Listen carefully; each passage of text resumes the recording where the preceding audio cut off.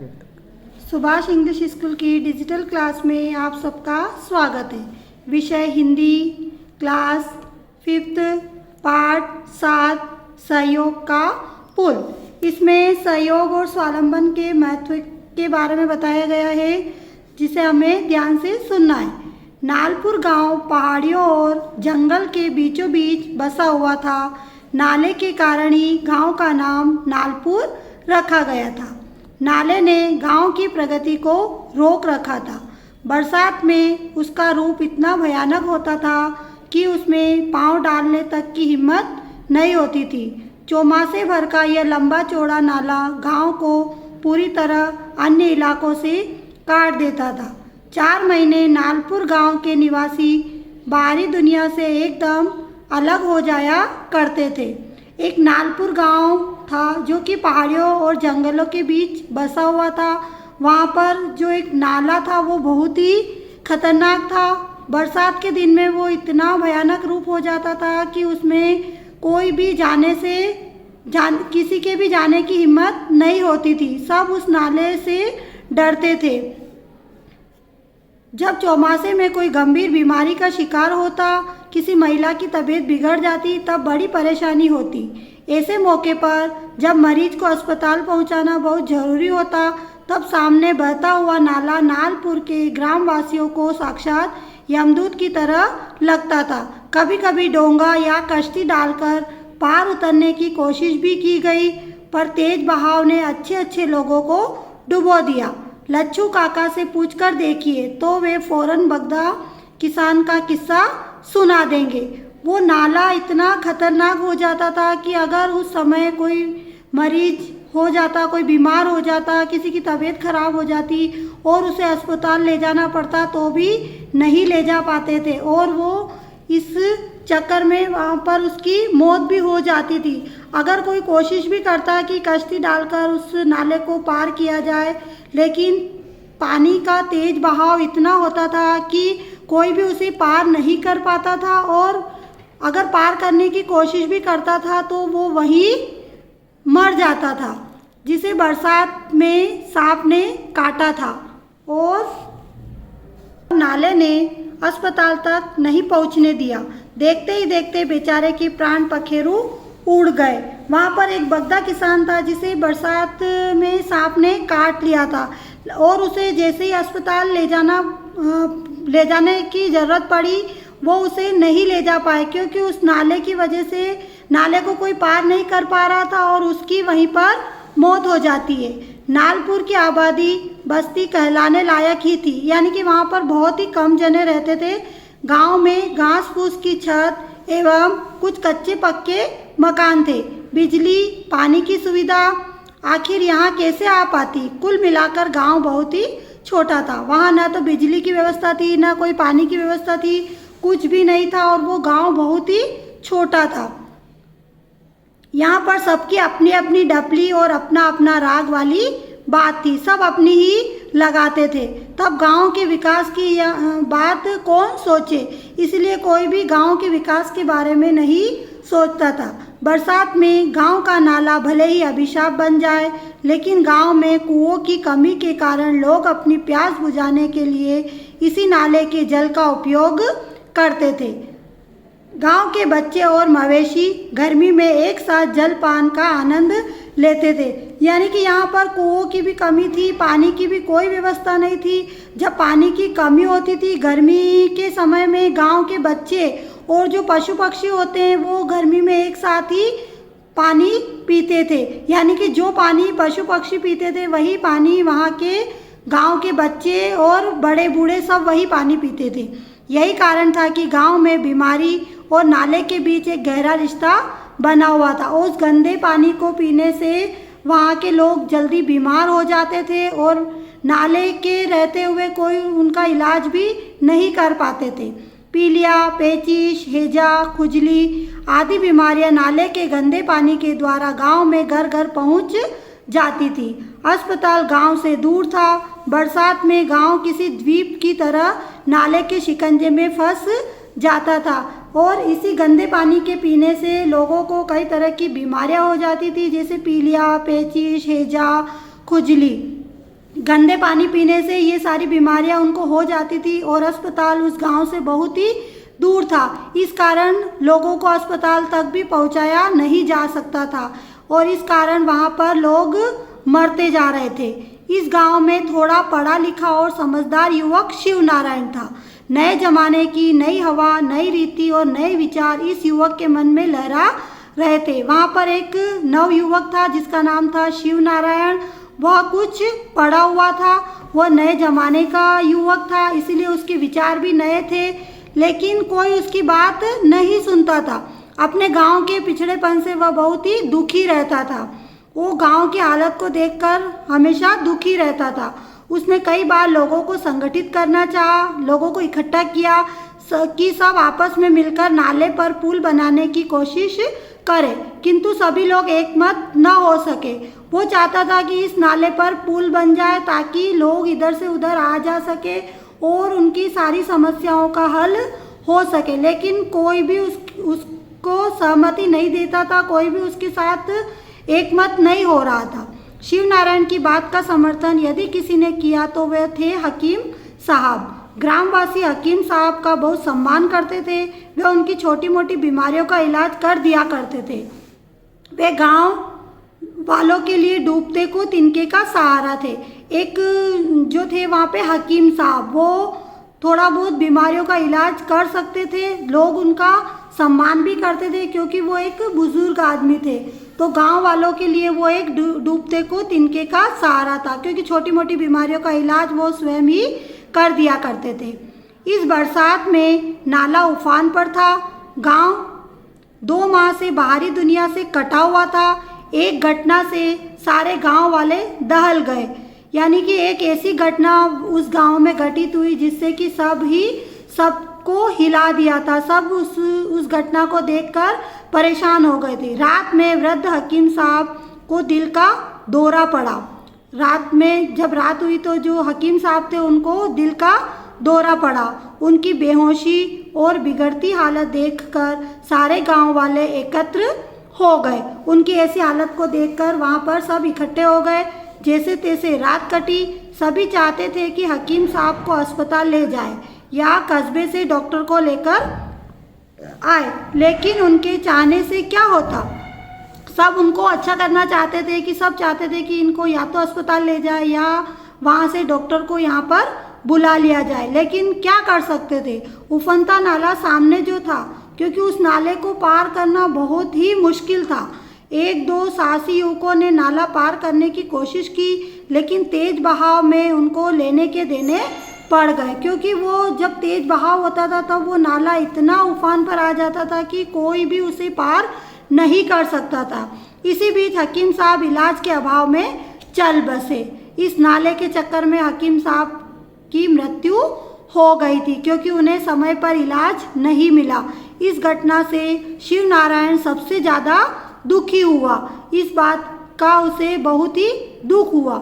आखिर वह बोल ही पड़ा, अगर आप लोग समय रहते मेरी बात मान लेते तो यह नौबत नहीं आती। क्योंकि वो पुल बनाने की बात कर रहा था, लेकिन ग्रामवासियों ने उसे नहीं सुना। इसी कारण हकीम साहब की मृत्यु हो गई। उसी समय सब गांव वालों ने कसम खाई कि अपने श्रमदान से नाले पर पुल बनाने की कोशिश करेंगे। गर्मी में जब नाले का पानी कम था, गांव वाले संगठित होकर पुल बनाने में जुट गए। गांव का हर व्यक्ति अपने अपने साधन लिए हुए पुल बनाने को तैयार था। इस घटना ने सबको कुछ सिखा दिया और वो सब अब पुल बनाने के लिए तैयार हो गए। सब एकजुट हो गए, संगठित होकर पुल बनाने में जुट गए और इस प्रकार हर व्यक्ति अपने अपने साधन लेकर पुल बनाने के लिए तैयार हो गया। यह बात जब जिला अधिकारियों तक पहुंची तो उन्होंने गांव वालों का उत्साह देखकर शासन की ओर से तकनीकी और आर्थिक सहायता प्रदान की। इससे ग्रामवासियों का उत्साह और बढ़ गया। जब ये बात वहाँ के जिला अधिकारी को पता चली तो उन्होंने भी उनका साथ दिया, अपनी तकनीकी और आर्थिक सहायता उन्हें प्रदान की। इससे ग्रामवासियों का उत्साह और भी बढ़ गया और वो जल्दी से पुल बनाने के लिए तैयार हो गए। महिला पुरुष सभी उत्साह से श्रमदान में जुट गए। देखते ही देखते पुल के उद्घाटन की बात आई। शिव नारायण के साथ गांव के बड़े बूढ़े लोग जिलाध्यक्ष महोदय के पास गए और पुल के उद्घाटन हेतु निवेदन किया। जिलाध्यक्ष महोदय ने सहर्ष स्वीकृति दे दी। पुल के उद्घाटन के दिन पुल को सजाया गया। गांव में पहली बार इतना बड़ा आयोजन हो रहा था। जब पुल बनकर तैयार हो गया, सभी के श्रमदान से यह पुल बना था और देखते ही देखते वो पुल के उद्घाटन की बात आई तो शिव नारायण और उसके कुछ साथी मिलकर जिला अध्यक्ष के पास गए कि उन्हें पुल के उद्घाटन के लिए आना है। जिलाध्यक्ष महोदय ने भी उसे स्वीकृति दे दी। फिर पुल को बहुत अच्छे से सजाया गया क्योंकि गांव में पहली बार इतना बड़ा आयोजन हो रहा था। गांव वालों ने अधिकारियों का स्वागत कर जिलाधीश महोदय से फीता काटकर पुल का उद्घाटन करने का अनुरोध किया। जिला अध्यक्ष ग्रामवासियों के आपसी सहयोग और श्रम देखकर बहुत ही खुश हुए थे। उन्होंने कहा, पुल का उद्घाटन मैं नहीं, आप लोग स्वयं करेंगे। जब जिला अध्यक्ष को बुलाया गया, वहाँ पर फीता काटकर पुल के उद्घाटन करने का अनुरोध किया गया, लेकिन जिला अध्यक्ष ने उनका सहयोग और श्रम देखकर वो बहुत ही खुश हुए और उन्होंने कहा कि पुल का उद्घाटन मैं नहीं करूँगा क्योंकि ये आप सब लोगों की मेहनत का फल है। उन्होंने कहा कि गांव के 2 बुजुर्ग, 2 युवा और 2 महिलाओं को उन्होंने बुलाया और उन सभी को संयुक्त रूप से पुल का उद्घाटन करने को कहा। उन्होंने उनमें से 2 बुजुर्गों को बुलाया, 2 युवाओं को बुलाया और 2 महिलाओं को बुलाया और उनको सबको एक साथ पुल का उद्घाटन करने के लिए कहा। गांव के 6 प्रतिनिधियों ने एक साथ फीता काटकर पुल का उद्घाटन किया। अपने संबोधन में जिला अध्यक्ष ने कहा, इसका उद्घाटन मैंने आप लोगों से ही करवाया है क्योंकि यह आपके सहयोग से बना हुआ पुल है, इसमें आपका श्रमदान लगा है।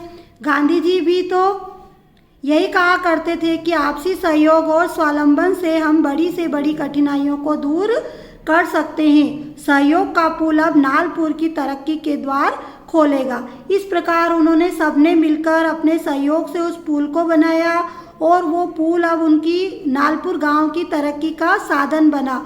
उन्होंने एक उदाहरण भी दिया है कि गांधी जी ने भी यही कहा है कि सहयोग और स्वावलंबन से हम बड़ी से बड़ी कठिनाई को भी दूर कर सकते हैं। इस प्रकार हमें इस पाठ से यह शिक्षा मिलती है कि हमें हर कार्य को सहयोग से करना चाहिए, अपने ऊपर पूरा भरोसा रखना चाहिए और सहयोग से किया हुआ कार्य हमेशा सही होता है। अब हम इस पाठ से संबंधित प्रश्नों को हल करेंगे। पाठ 7 सहयोग का पुल। सबसे पहले इसमें शब्दार्थ है। प्रगति का अर्थ होता है उन्नति। चौमासे, चौमासे का अर्थ होता है बरसात के 4 महीने, जिन 4 महीनों में बारिश आती है। प्राण पखेरु उड़ना यानी कि मृत्यु होना। मवेशी, मवेशी का अर्थ होता है पशु। दहलना, दहलना का अर्थ होता है डर से कांपना। खेतीहर यानी कि खेती करने वाला। संगठित, इकट्ठा होना। उद्घाटन, इसका अर्थ होता है शुभारंभ, किसी भी चीज का आरंभ करना। बुजुर्ग, बुजुर्ग का अर्थ होता है बड़े बूढ़े लोग। कश्ती, कश्ती का अर्थ होता है नाव। स्वावलंबन, अपने ऊपर भरोसा करना, अपने पैरों पर खड़ा होना। अगला प्रश्न है सही जोड़ियां बनाइए। नाला तेज गति से, इसका आएगा बहता था। डॉक्टर और वैद्य इलाज करते हैं। गांव वालों ने मिलकर पुल बनाया था। चौथा है बरसात में बीमारियां फैलती है। अगला प्रश्न है रिक्त स्थानों की पूर्ति कीजिए। गांव के पास डैश बहता था। क्या बहता था? नाला। दूसरा है ग्रामवासी डैश का बहुत सम्मान करते थे। हकीम साहब, ग्रामवासी हकीम साहब का बहुत ही सम्मान करते थे। बरसात में अधिक डैश फैलती थी। क्या फैलती थी? बीमारियां। डैश को उद्घाटन के समय सजाया गया था। किसको सजाया गया था? पुल को। पुल को उद्घाटन के समय सजाया गया था। अति लघुत्तरीय प्रश्न। निम्नलिखित प्रश्नों के उत्तर एक वाक्य में दीजिए। प्रश्न नंबर 1, गांव का नाम क्या था? उत्तर है गांव का नाम नालपुर था। प्रश्न 2 है गांव की प्रगति में क्या बाधा थी? उत्तर है गांव की प्रगति में एक नाला बाधा थी। प्रश्न 3 है गांव के लोग बरसात में नाला कैसे पार करते थे। उत्तर है गांव के लोग बरसात में नाला डोंगा या कश्ती के द्वारा पार करते थे। प्रश्न 4 है गांव का पुल किस प्रकार बना। उत्तर है गांव का पुल गांव के लोगों के सहयोग द्वारा बना। अगला है लघुत्तरीय प्रश्न। निम्नलिखित प्रश्नों के उत्तर 3 से 5 वाक्यों में लिखिए। प्रश्न 1 गंदे पानी से कौन कौन सी बीमारियां फैलती है। उत्तर है गंदे पानी से पीलिया, पेचिश, हैजा, खुजली आदि बीमारियां फैलती है। प्रश्न 2 ग्रामवासियों को बरसात में किन किन मुसीबतों का सामना करना पड़ता था। उत्तर है बरसात में जब कोई ग्रामवासी किसी बीमारी का शिकार होता तो ग्रामवासी को उसे अस्पताल ले जाने में परेशानी होती थी। कई बार उस नाले ने लोगों को डुबा दिया। प्रश्न 3 है जिला अध्यक्ष ने पुल का उद्घाटन ग्राम प्रतिनिधियों से क्यों कराया। उत्तर है जिला अध्यक्ष ने पुल का उद्घाटन ग्राम प्रतिनिधियों से इसलिए कराया क्योंकि वह पुल उस गांव के लोगों की मेहनत और सहयोग से बना था। प्रश्न 4 गांव वाले किस घटना से एकजुट हुए। उत्तर है नालपुर गांव के हकीम साहब जब इलाज के अभाव में चल बसे तब एक ग्रामीण शिव नारायण ने सबसे गांव में पुल बनाने के लिए कहा और सभी गांव वाले इस कार्य के लिए एकजुट हो गए। व्याकरण से संबंधित कुछ प्रश्न है, आपको इसको व्याकरण की कॉपी में लिखना है।